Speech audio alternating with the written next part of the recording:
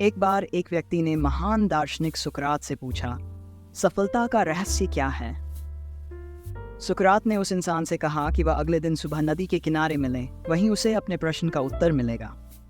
अगले दिन जब वह व्यक्ति नदी के किनारे पहुंचा, तो सुकरात ने उसे नदी में उतरने और उसकी गहराई मापने को कहा। वह व्यक्ति नदी में उतरकर धीरे धीरे आगे बढ़ने लगा। जब पानी उसकी नाक तक पहुंचा, तभी अचानक सुकरात ने पीछे से आकर उसका सिर पानी में डुबो दिया।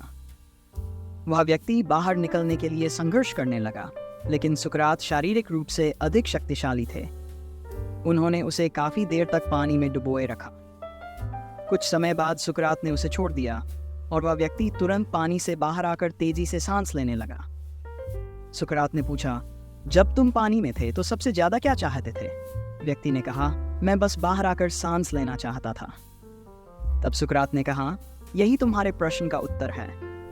जब तुम सफलता को उतनी ही तीव्र इच्छा से चाहोगे जितनी तीव्रता से तुम सांस लेना चाहते थे, तो तुम्हें सफलता अवश्य मिलेगी।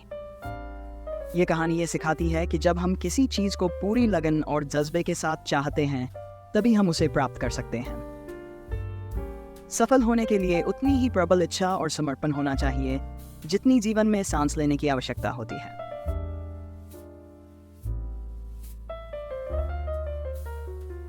सुकरात की यह कहानी हमें सिखाती है कि सच्ची सफलता पाने के लिए हमारी इच्छा उतनी ही प्रबल होनी चाहिए जितनी सांस लेने की होती है।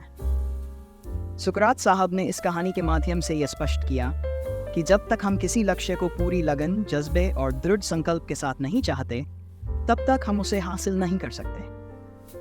सुकरात की ये सिखाई हुई बात हमें ये समझने में मदद करती है कि सफलता पाने के लिए सतत प्रयास और अदम्य इच्छा शक्ति आवश्यक है। सुकरात साहब ने इस गहन जीवन दर्शन के माध्यम से सफलता के वास्तविक रहस्य को सरल शब्दों में व्यक्त किया, जो आज भी हमें प्रेरित करता है।